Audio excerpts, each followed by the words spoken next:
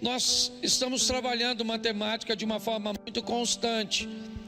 A temática é revisão, rever, realinhar, reposicionar, algo que te remeta a ir a áreas da sua vida que precisa desta revisão, para que você faça, para que você cumpra. Então, hoje eu quero fazer uma revisãozinha com vocês sobre 10 coisas que eu separei aqui, que eu acho importante nós olharmos esses textos bíblicos novamente, para darmos pelo menos fazermos uma reflexão, né, com cada texto. Apesar de, às vezes, a tradução está um pouco, né, fora aqui da minha, eu vou sempre manter a minha, ok? Aqui. Então nós vamos abrir com uma pergunta: você é justo? Se alguém perguntasse a você se você é justo, o que você diria? Pare para pensar, faça uma revisão do que esta palavra representa para você. Obrigado. Nós vamos abrir, né, o número 1 com o Salmo 34, verso 19. Salmo 34, verso 19. Você pode ler comigo? Muitas são as de quem? De quem? Mas o Senhor de todas o livra. Feche os seus olhos. Senhor nosso Deus e Pai, em nome de Jesus, continua falando conosco e usa-me como um canal de bênção nesta hora, pelo poder do nome de Jesus. Você pode dizer um amém? Isso. Vamos começar com essa pergunta, né? Você é justo? E vamos observar algo que parece um pouquinho confuso, porque talvez esse texto deveria ser escrito da seguinte forma: poucas são as aflições do justo, porque Deus os livra de todas. Mas a Bíblia faz questão de nos fazer um alerta, para que possamos revisar e ver, né, de uma forma bem clara, que quando alguém planeja viver de uma forma justa, esta pessoa vai ter mais aflições do que os injustos. Nós vamos ver que Deus vai intervir a favor do justo, é o que diz o texto. Haverá livramentos, mas eu quero te mostrar algumas coisas que talvez possa fazer você entender um pouco mais as perseguições, as dificuldades que você pode enfrentar ao longo da sua caminhada. Deixa eu usar um exemplo simples para falar de justiça. Suponhamos que seu horário de entrar no trabalho, no emprego, na empresa onde você está como colaborador, seja às 8 horas da manhã. Mas por algum motivo você não conseguiu chegar no horário, e você então vai chegar às 9h30 da manhã. Mediante ao horário que você deveria estar, você se torna um injusto. Não é justo com as pessoas que trabalham com você, não é justo com as pessoas que pagam o seu salário, que você chegue fora do horário estabelecido. Você acabou de se tornar um injusto. Porém, você traz na mão, ao chegar no trabalho, um atestado médico. E esse atestado diz, né, ou você traz o histórico dele, que durante a madrugada você teve um problema de saúde e que você acabou necessitando procurar um auxílio médico, e que por causa desse problema, por causa desse mal-estar, desse mal súbito, né, você então necessitou chegar atrasado. Você nem faltou, Você simplesmente está trazendo um atestado que justifique aquela, uma hora e meia de atraso. Você agora está justificado pelo atestado. O atestado acabou justificando ou tornando você justo, mesmo havendo injustiça. Continua tendo uma hora e meia de atraso. Pessoas tiveram que fazer o serviço que você deveria ter feito. O patrão vai te pagar as mesmas horas, mesmo não trabalhadas. E por que tudo isso acontece? Porque alguém justificou você. Aqui você se torna um justo através de um documento que você carrega na mão. Quando nós estamos falando a respeito de pecado, é exatamente isso que Cristo fez. Quando nós estamos falando da intervenção de Cristo para transformar eu e você em justo, os nossos pecados, eles não são mentiras, eles não são ilusões, eles são uma realidade. Mas Ele nos justificou. Mas deixa eu ir além um pouquinho para lembrar você o que diz respeito também à dificuldade que o justo enfrenta para viver.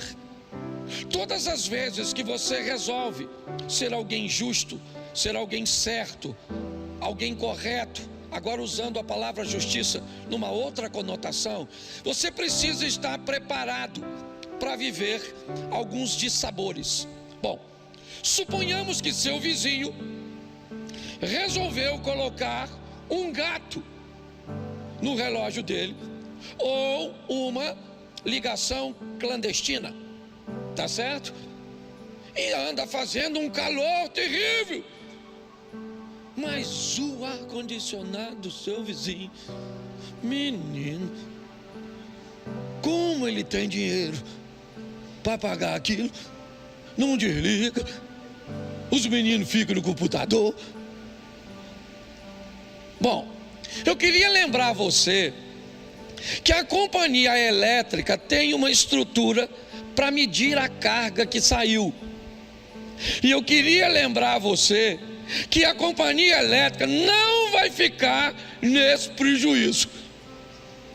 Alguém vai pagar esse geladinho, certo? E quem é esse alguém? O justo. Talvez você já começou a entender o que é a aflição do justo na energia elétrica. Quando você deseja e vai fazer as coisas corretas, vivendo no ambiente onde nós estamos, inevitavelmente você vai ter que estar equipado, preparado pelo poder do Espírito Santo, dos anjos e de toda essa cobertura celestial que nós temos, graças a Deus, à nossa disposição pela graça do Eterno, a entender que muitas são as aflições do justo. Você não pode fazer um montão de coisas que os outros podem. Tu tem até vontade de falar. O outro te xinga, o outro faz, o outro não paga, o outro... Mas quando chega na tua vez, eu vou ser franco para você, você vai viver como Deus delineou, mas vai ser com aflição, porque para ser justo, o negócio é um grande desafio. Sim ou não? Não denuncie gato dos outros, tu é que paga, mas X9 é algo terrível, tá certo? Não, mas só estou te mostrando como é difícil ser justo. Há um tempo atrás, um rapaz falou comigo: poxa, pastor, eu sou cristão, arrumei uma namoradinha, namoro direito, respeito menina, uma menina de família que eu estou querendo casar. Pô, pastor, ela ficou com outro menino. Procurei saber porque o menino faz coisa que eu não faço. Passa a mão onde eu não passo. Mostra as coisas que eu não mostro. Certo? Porque o menino vive uma vida com justiça. E olha como é que ele está sendo envergonhado. Eu queria só que você fosse adaptando para você. Porque muitas vezes você vai sair de casa e vai encontrar as injustiças no trânsito, as injustiças nas filas, as injustiças em muitos lugares. E sua reação, certo? Sempre vai estar pautada em colocar Deus em primeiro lugar. Então eu queria preparar você para o sofrimento. Muitas, fala para quem está do seu lado assim. Está preparado para sofrer, justo? As notícias hoje não são boas, mas faz você rever. Bom, segundo texto, Lucas 14, 28. Lucas 14, 28. Pois qual de vocês, pretendendo construir uma torre, não se assenta primeiro para calcular a despesa e verificar se tem meios para concluir? Presta atenção nesse texto que eu quero refletir com vocês sobre ele. Já que eu falei que para viver na justiça é pesado, é desafiador, porque na vida do justo, o justo precisa estar preparado para muitas aflições. Esse texto diz que antes de querer ser justo, antes de querer andar com Cristo, antes de querer ser crente, é melhor você sentar e descobrir quanto custa. Antes de desejar fazer, antes de dizer um sim para Cristo, é muito legal você saber se você tem como pagar, se você está disposto a pagar o preço para ser esse cristão. Porque é isso, esse texto aí não está falando de torre. Ele continua aparentemente falando de uma guerra, mas não está falando de guerra. Ele simplesmente está iniciando dizendo: aquele que quer ser meu discípulo, aquele que quer andar comigo, ele precisa estar intencionado em pagar o preço de andar com Cristo. Essa é a grande verdade. Tem muita gente que vem para a igreja e não sabe quanto custa. Não sabe quanto custa rever seu vestuário. Não sabe quanto custa rever seu vocabulário. Não sabe quanto custa rever os ambientes que frequenta. As pessoas não têm noção do quanto custa. Viver com Cristo, segundo o próprio Cristo, requer daquele que o segue, não o siga de mãos vazias. Aquele que quer vir após mim, tome a sua cruz. Há uma responsabilidade e nós precisamos rever isso. Se estamos dispostos a mudar nossas roupas, não estou, então eu já sei. Estamos dispostos a mudar nosso vocabulário? Não, é pesado demais. Eu estou disposto a mudar meus hábitos, meus costumes, os ambientes que eu frequento? Não, pastor. Então, isso significa que você não está pronto para ser discípulo. Pode continuar vindo à igreja. Evite levantar a mão. Evite dizer que colocou Jesus no centro da sua vida, porque ainda é caro demais para você. E eu respeito, e ele também.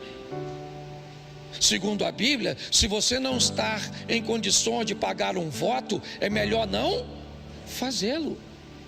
É assim que funciona. Então nós precisamos entender e rever isso. Eu estou apto para pagar este preço? Descubra o quanto custa antes de comprar, não é assim que eu poderia usar? quando você olha para alguma coisa interessante, que o preço não está exposto, a primeira coisa que você pergunta é: qual é o valor? Quanto custa, por favor? Tem frete? Você quer saber todas as coisas, porque você precisa ter uma noção se está pronto para pagar. Hoje muitas pessoas querem, né, viver uma vida com Cristo, na igreja, na liderança, com honra, com isso, tendo respeito, admiração, autoridade. Para cada coisa que você quer, tem um preço. Existem lanchonetes que você vai pedindo os sanduíches, e à medida do que você pede, o valor é acrescentado. Há um acréscimo mediante aquilo que você quer que esteja no seu sanduíche. Na nossa vida com Deus também funciona assim. Nós precisamos rever isso. Eu gostaria de ser admirado. Tem um preço. Eu gostaria de ser visto como alguém que tem conhecimento. Tem um preço. Eu gostaria de ser visto dessa forma, de ter isso, de ter aquilo. Então, para cada uma dessas coisas, tem um valor a ser cobrado de entrega, que nós precisamos ter esse entendimento. É assim que funciona. Antes de construir, antes de ir à guerra, descubra se você está apto para pagar. Você quer casar? Tem um preço. Um preço financeiro, um preço emocional, um preço espiritual. Tem um preço. Você não gosta de dizer quanto custa, onde vai, nada disso, não tem problema. Só não pode casar. Você quer ter filho? Quer. Mas tem um preço, sim ou não? Você quer ter sogra? Tem preço. Você quer ter cunhado? Tem preço. É ou não é? Você quer ter vizinho? Tem preço. Não quer ter vizinho? Compra um negócio assim no ermo, longe dos outros. Posso ouvir um amém da igreja? Terceira coisa que eu acho importante nós olharmos com bastante cuidado, Mateus 7:6. Mateus capítulo 7, verso 6. Não deem aos cães o que é, nem joguem as suas diante dos, para que estes não as pisem com os pés, e aqueles que voltando-se não estraçalhem vocês. Preste atenção, porque eu quero fazer uma revisão desse texto também com você. Eu não sei como você olhou isso ao longo do tempo, mas esse texto diz duas coisas. Uma, tem algo de valor nesse texto. Nesse texto tem o santo e nesse texto tem as pérolas. Nesse texto tem duas coisas. Esse texto tem os cães e esse texto tem os porcos. O texto diz que alguém pega algo que é santo para si e entrega para um cão que não é capaz de reconhecer o que é santo. Alguém tem uma pérola ou algo que tem valor para si e entrega para um porco que não é capaz de reconhecer o valor daquela pérola. O texto diz que depois de ser entregue e aquilo que você deu de valor seja desprezado, uma confusão seja estabelecida e ela se desenrola aqui. Pastor, dá para falar isso de uma forma mais clara? É simples. Muitas vezes damos para o outro as nossas pérolas e as coisas que são valiosas demais para nós. Estou cansado de ouvir mulheres dizerem para mim o que são capazes de fazer nos seus casamentos por seus maridos, com uma entrega, e eu trabalho, eu faço isso, eu arrumo a cama, eu arrumo aquilo, eu faço comida. Ela está me mostrando suas pérolas, mas ela nunca parou para pensar se a pérola do marido é a mesma dela. Então entregamos para o outro aquilo que tem valor para nós, e quando o outro não é capaz de reconhecer o valor de uma pérola que não é dele, é sua, ficamos frustrados. Pastor, o que o senhor está querendo dizer? Eu estou querendo dizer que temos que ser mais assertivos. Aprenda com um indivíduo que para mim é extraordinário, o estelionatário. Observe uma característica do estelionatário. Antes de te abordar, ele tem na cabeça o que vai fazer. E o que ele vai fazer? Procurar falar tudo o que te agrada, tudo o que você quer ouvir, criar na sua mente um ambiente tão confortável, certo? Você pega um cara galanteador, pensa num Dom Juan. Ele pode odiar ir à praia, mas se ele descobrir que a mulher que ele quer conquistar gosta de praia, você pode ter certeza que ele vai mandar logo uma imagem daquele sol, certo, se pondo no mar, e aquela silhueta de um casal simbolizando ele e ela. É ou não é? E ele vai falar que gosta do sol, que gosta dos peixes, que assistiu Aquaman. Ele vai falar tudo, porque a proposta é, aí eu te pergunto, querido, está aqui. O que ele está fazendo? Descobrindo suas pérolas, não as dele. Ele coloca o que ele gosta em segundo plano e coloca você em primeiro. Pô, hoje os casamentos vão sair daqui pocando. Louvado seja Deus. Posso ouvir um amém? Isso aí. Descubra qual é a pérola da sua mulher. Aí você vem com aquele discurso: porque eu trabalho igual um doido, porque eu dedico a minha vida, porque é de casa para o trabalho, para a igreja, porque eu não faço outra coisa. E ela está assim, ó. Grandes coisas, Superman. Hã? Não, ela quer saber o que você sabe sobre ela. Hã? Para tu passar a falar o que ela gosta de ouvir, levar para casa o que ela gosta de comer. Você está entendendo? É, ela quer que você pegue a mãe dela e acha que é um troço sensacional. Sua sogra nasceu depois que tu casou? Não, né? A véia já estava lá. Então por que reclama de algo que já estava vivo? E diga-se de passagem, vai demorar a morrer? Pare e pense. Hoje eu gostaria de fazer uma revisão para levantar Dom Juans, homens que vão descobrir os sonhos de suas mulheres, mulheres que vão descobrir os sonhos de seu marido. Entendeu? Para que você possa encantá-lo. Que cor ele gosta, qual a pose, quais são as palavras. Pensa, um homem chegando em casa e a mulher falando assim: ô doutor, entra, querido. Ele vai lá na porta para olhar, para ver se entrou na casa errada. Errei um número. Sim. Eu faço muita coisa para o meu filho, descubro as pérolas dele.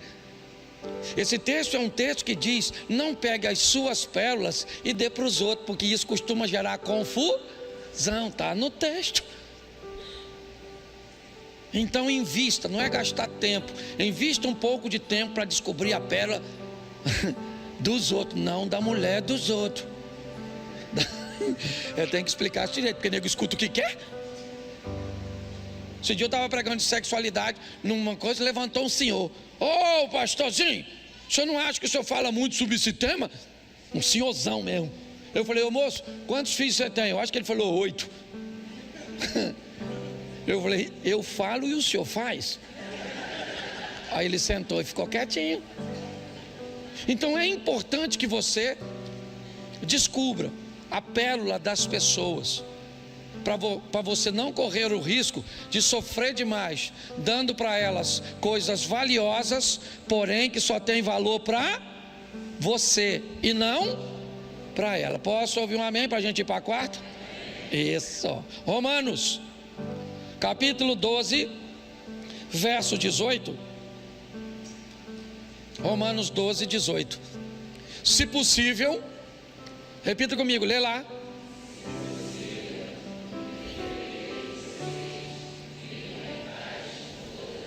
Preste atenção nesse texto, porque ele também precisa ser revisto. Vimos aqui citado o Salmo 133. Deus ordena a bênção onde há união. Vemos a bênção da Torre de Babel, que é uma bênção até para a desobediência daqueles que conseguem colocar todas as forças e intenções num propósito. O próprio Deus disse: eles são um povo, uma língua, um propósito, e ninguém pode impedi-los. Ok? Porém, nós temos nesse texto uma informação muito importante. Qual é? Nem sempre teremos paz porque o texto diz ser possível. Nós precisamos entender isso de uma forma. Bota o Salmo 120, verso 5. 125, verso 5. Isso. Ai de mim, que peregrino em Meseque e habito em meio a tendas de Quedar. O cara que está escrevendo isso, certo? É um israelita, um judeu, coloque como quiser. Ele está defendendo ali que ele está, ai de mim, que estou, como nós costumamos dizer, entre a cruz e a espada. Estou entre Meseque e Quedar, certo? Eu estou entre árabes e bárbaros. É mais ou menos isso que ele está descrevendo ali.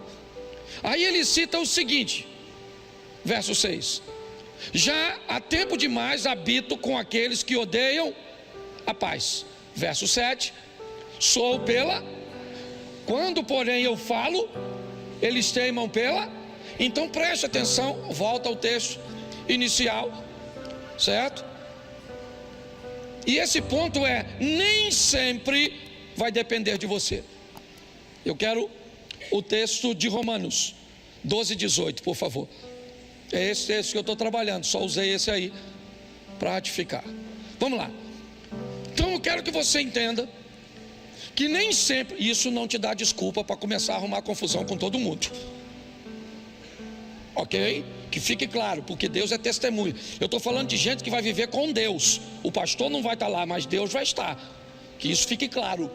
Eu só estou passando a instrução que Deus colocou no meu coração. Nem sempre dá para ter paz com todo mundo. Você pode encontrar-se num ambiente, numa situação onde a outra pessoa, a outra parte está representada no Salmo 120.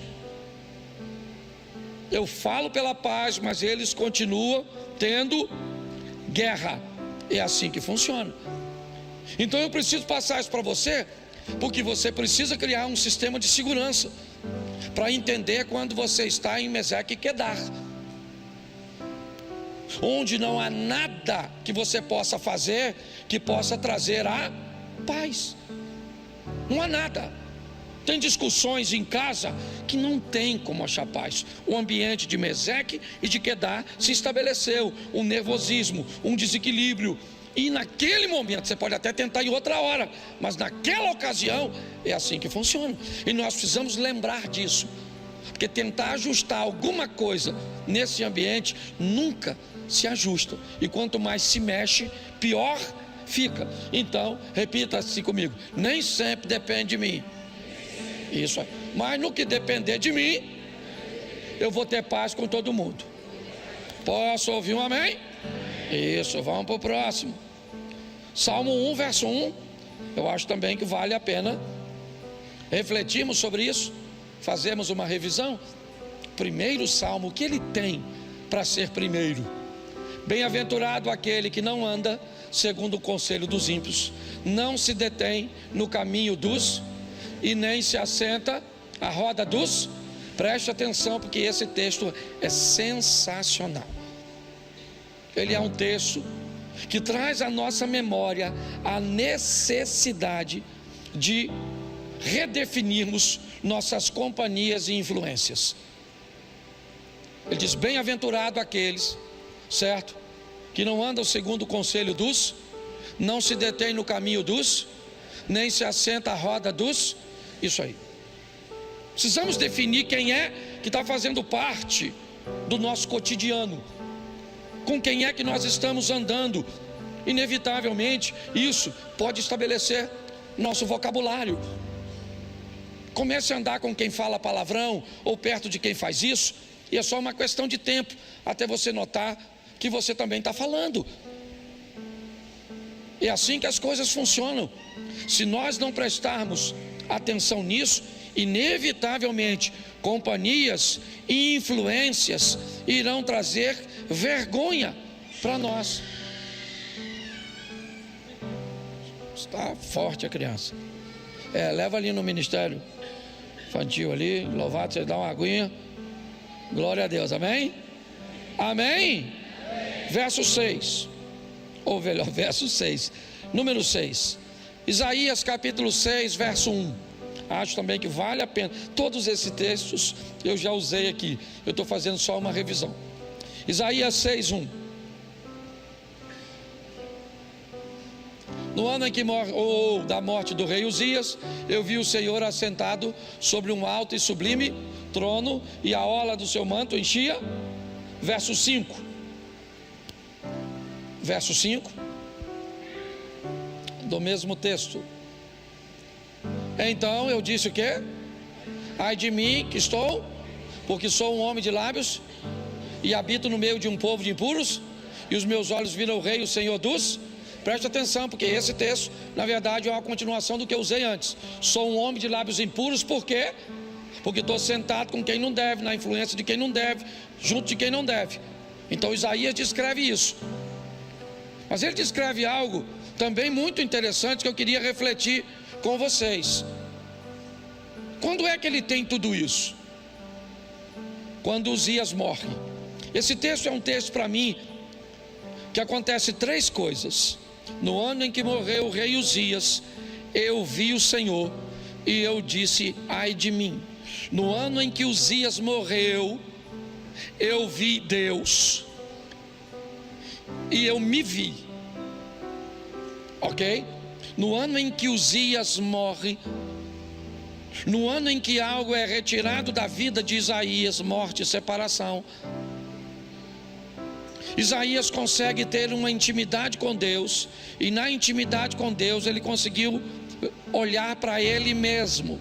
A revisão é nesse texto: se eu quero ver Deus, para que ao estar perto de Deus eu consiga me ver, alguma coisa que está na minha vida tem que ser removida, retirada. Essa é a reflexão que eu queria fazer com você. Uzias morre. Alguns dizem que havia um parentesco dele com Isaías. Eu não sei se havia de verdade, mas se havia, eu posso dizer que talvez Isaías jamais desejasse a morte de Uzias.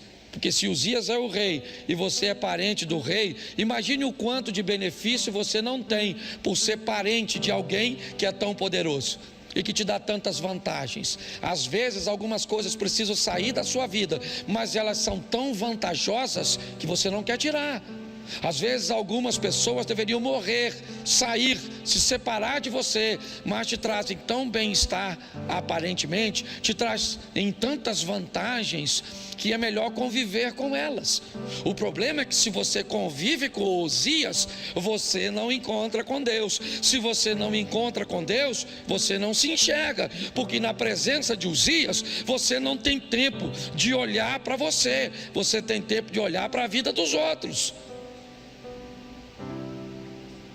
Esse é um texto que, se aplicarmos na nossa vida com cuidado, eu vou entender: coisas morrem, eu me aproximo de Deus e passo a viver uma nova fase na minha vida, conseguindo me enxergar de fato. Posso ouvir um amém? Gálatas 6, 7, esse eu tenho usado aqui direto. Gálatas 6, verso 7.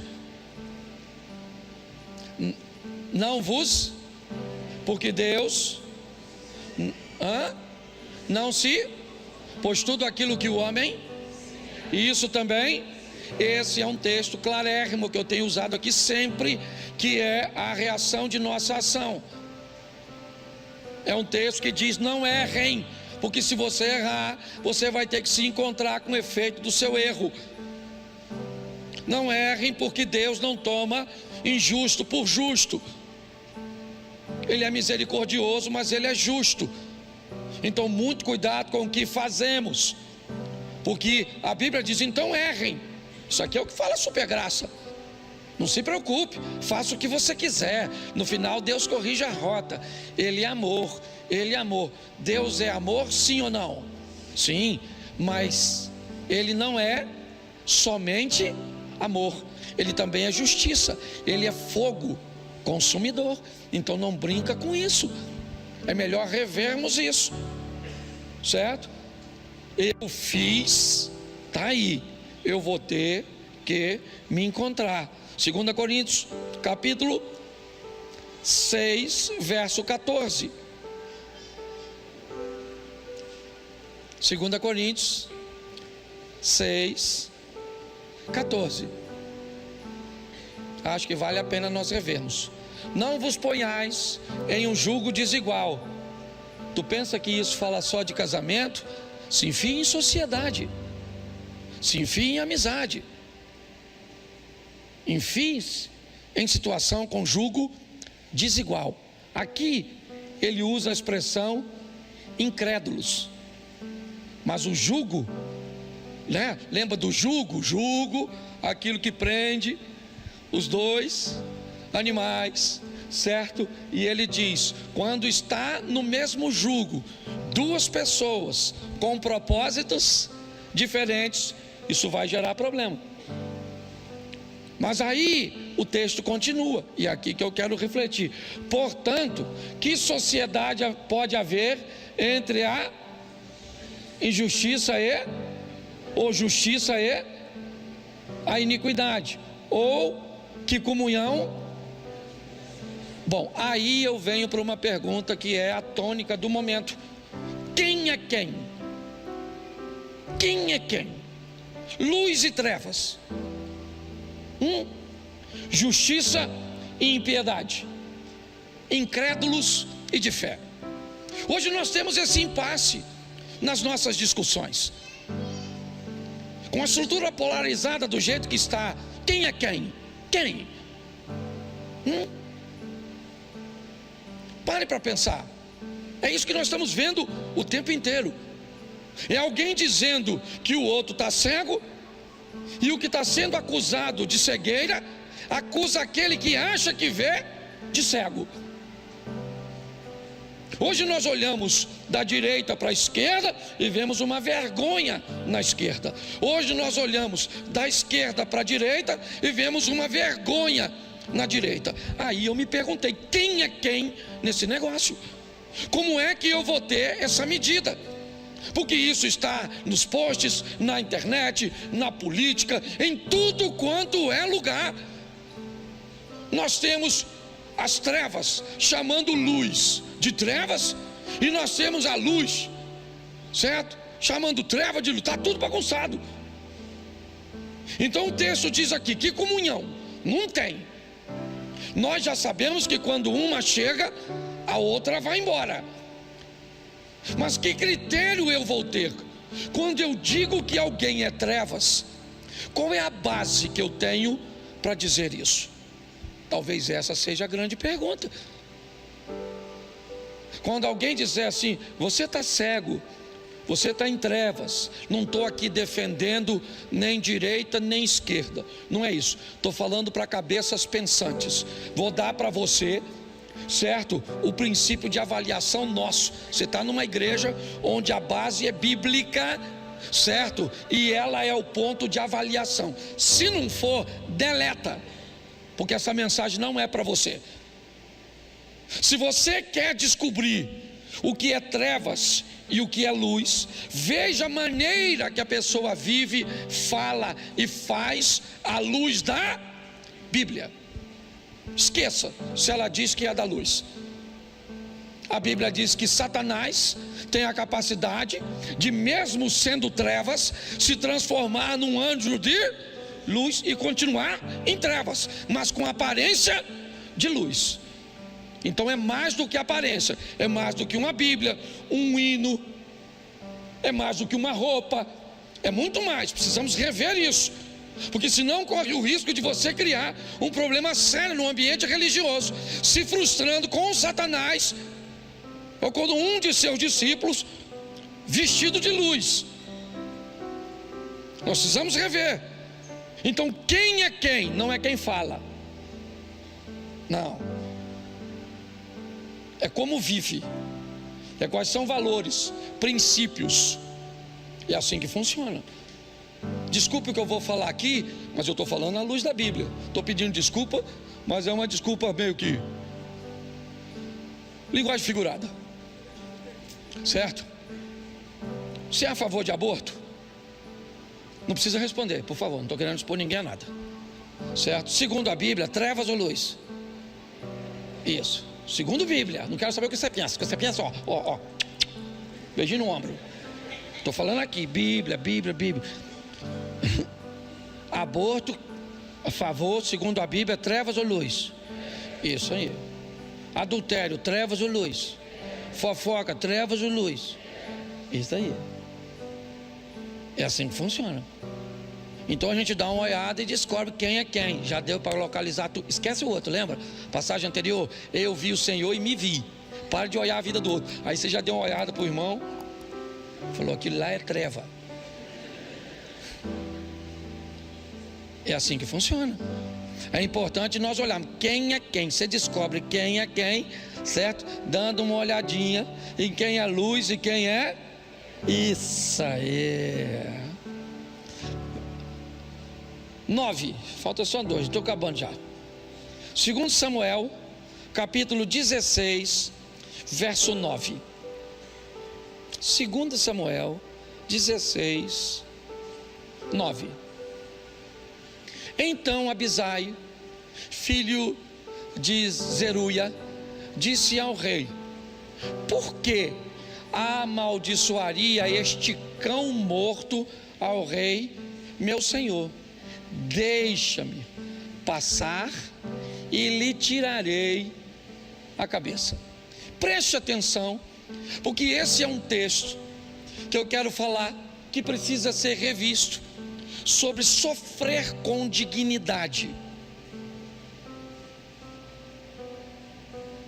Sofrer com dignidade. Sua mulher foi embora, você sofre ou não? Sim ou não? Mas sofra com dignidade. Você perdeu um emprego que era fantástico, que você amava, o que você mais gostava de fazer, você sofre ou não? Mas sofra com dignidade. Você perde um filho, seu filho nasce de uma forma que você não esperava, você vai sofrer sim ou não? Mas sofra com dignidade. E a dignidade no sofrimento é não se rebaixar, é não se desesperar, é não desistir, é sofrer com dignidade, com postura. Seu cônjuge foi embora, vai doer, às vezes vai embora com outro, é humilhação, é terrível. Tem que olhar para a sociedade, para os parentes. Não sofrer, né? Não é uma opção para você. Agora, não se permita se tornar ridículo. Não se permita sofrer de uma tal forma onde as pessoas tenham pena de você. Não é assim. Está aqui, ó. Esse é um texto. Talvez você nunca se deparou e nem sabe o contexto dele. Eu vou falar para vocês. Davi, ele assume o trono. Um trono deixado, na verdade, por um homem da tribo de Benjamim, Saul. É lógico que com a queda de Saul, a família de Saul, que tinha privilégios por ser familiares do rei, agora não gozam mais de tais privilégios. E pior, já descobriram que o novo rei não é tão santinho assim. É alguém que não matou o rei para tomar o lugar dele, mas matou a mulher de um homem de confiança e a engravidou. Esse é Davi. Então Davi vem passando, e Simei, que é parente de Saul, começa a espraguejar, começa a amaldiçoá-lo, e pior, taca pedra nele, com provocação, falando de tudo que Davi fez. Davi já viu seu filho morrer, é verdade, as coisas não estão boas para ele. Lembra, ele sofre durante 7 dias, não come, não toma banho, não quer falar com ninguém. Se tinha um homem que conhecia o endereço de Deus, esse homem era Davi. Mas a dignidade com a qual ele sofre é algo que nos ensina muito. Às vezes a vida vai fazer você perder ou descobrir coisas a respeito de você que você não gostaria. Um câncer, uma esterilidade, um problema. Não se torne insensível, sofra, mas aprenda a sofrer. Quando Simei está atacando pedra, gritando, espraguejando Davi, um dos valentes de Davi. Lembra? O Salmo 1, bem-aventurado aquele que não anda segundo o conselho dos, não se detém no caminho dos, não se assenta na roda dos. O processo seletivo de Davi no começo não foi muito bom. Ele não tinha muitas opções, então ele chamou endividados e toda aquela estrutura que você deve saber. Mas ao longo do tempo, ele transformou esses caras em valentes.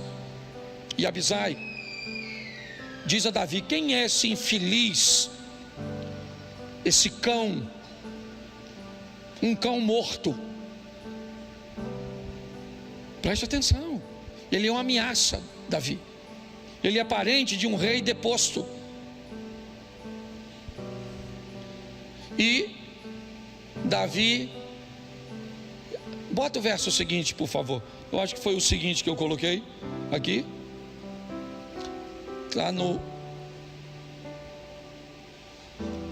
deixa o 10 mesmo. Respondeu o rei: que tenho eu convosco, filhos de Zeruia? Certo? Ora, deixai-o amaldiçoar, pois se o Senhor disse, né? Lhe disse: amaldiçoai a Davi, quem diria? Porque assim fizeste. Eu gosto dele. Um de seus homens disse: eu vou matar esse cara agora, que está gritando, amaldiçoando. Ele disse: você não vai matar ninguém, cara. Você não vai matar ninguém. É meu tempo de sofrer. Eu vou sofrer com dignidade. Qual era o problema? O problema era o alarde. Tá, Davi está passando. Tá bom, está passando.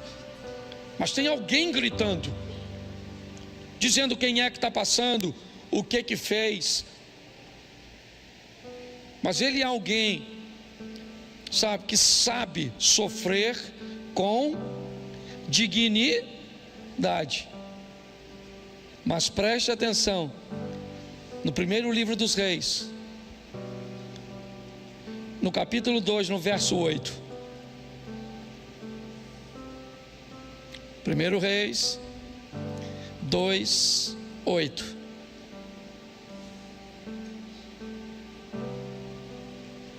Põe aí, por favor. 1 Reis, você botou o segundo.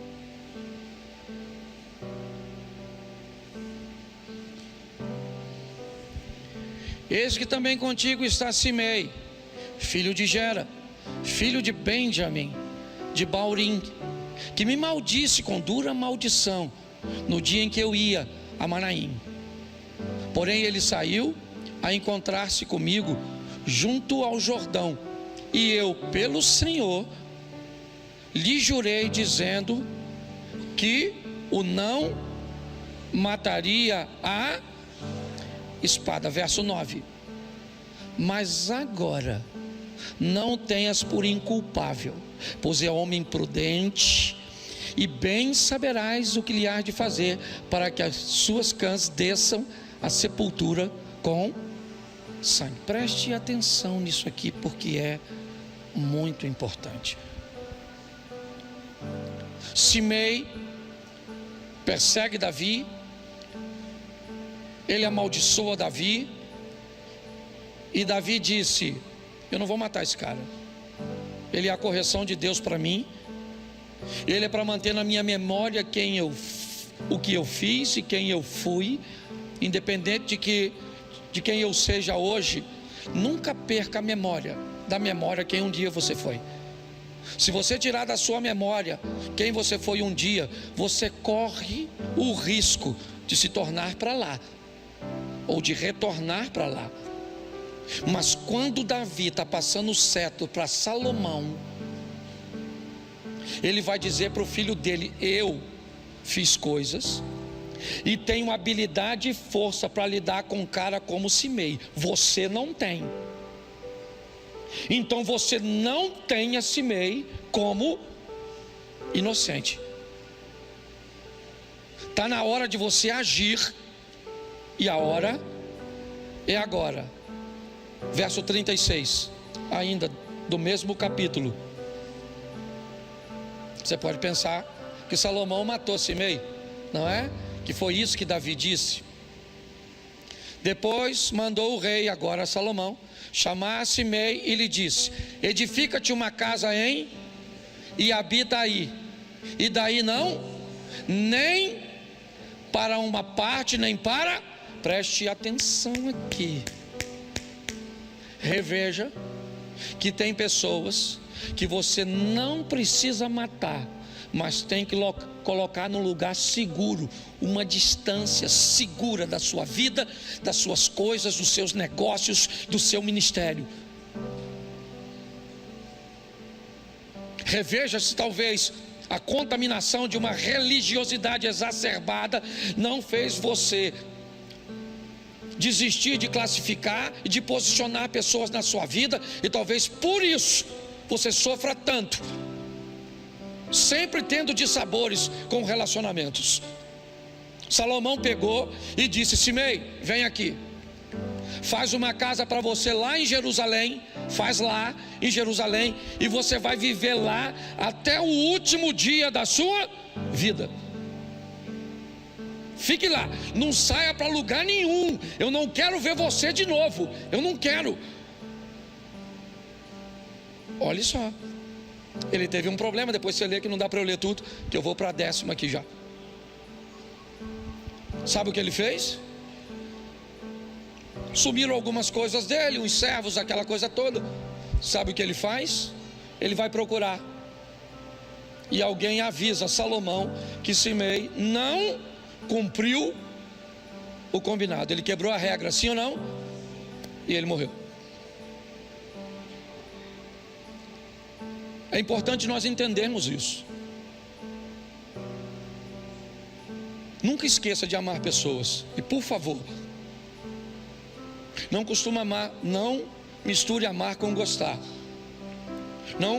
Não misture amar com estar perto. Não misture. Você pode estar longe da pessoa, amá-la, enviar recursos, orações, coisas materiais, ligações, coisa extraordinária. Pode viver na mesma casa e não amar droga nenhuma, tratar mal, certo? E tantas outras coisas. Cuidado com isso. Eu acho que vale a pena nós observarmos e revermos que muitas vezes teremos pessoas que precisaremos colocar essas pessoas numa distância segura. E para terminar, Gálatas 6:9. Independente da distância, Gálatas 6:9 é o 10º. E não nos cansemos de fazer porque a seu ceifaremos, se não, isso, verso 10. Por isso, enquanto tivermos oportunidade, façamos o bem mas principalmente aos da família Então preste atenção, porque nós temos outra instruçãozinha aqui bem preciosa, certo? Algumas instituições aplicam muito bem, cuidando de seus irmãos, estabelecendo conexões entre eles, negociando entre eles, protegendo-se mutuamente, coisas que muitas vezes fazem, mas que está na nossa literatura, e outros a fazem com mais maestria. Minha proposta hoje é deixar para vocês esses 10 pontos de revisão, certo? Depois vai ficar disponível para você aí, mas a pergunta: você é justo? Descubra o valor para quem você quer encantar. Descubra o quanto custa antes de se interessar em comprar. Descubra que nem sempre depende exclusivamente de você. Defina suas companhias e influências. Coisas morrem, você se aproxima de Deus e vê você mesmo. O plantio é opcional, a colheita é obrigatória. Descubra quem é quem está em trevas e quem está na luz. Sofra com dignidade e procure fazer Você pode ficar de pé? Vamos orar e você vai embora, em nome de Jesus. Isso. Feche seus olhos. Senhor nosso Deus e Pai, muito obrigado, ó Deus, por aquilo que o Senhor dividiu conosco nesta noite. Que essa palavra não se perca do nosso coração e que possamos rever, ó Pai, muitas vezes, como diz a Tua palavra, vamos botar de uma forma tão nítida na nossa frente, que até se passarmos correndo, seremos capazes de ler e de notar. Estamos num ano onde estamos revendo, e isso tem sido muito valioso para nós. Abençoa-nos, ó Deus, ou continua nos abençoando.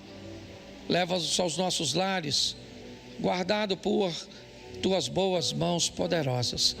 Que o grande amor de Deus, nosso Pai, a graça de nosso Senhor e Salvador Jesus Cristo e as doces consolações do Santo Espírito de Deus seja para com todos, em nome de Jesus. Você pode dizer amém?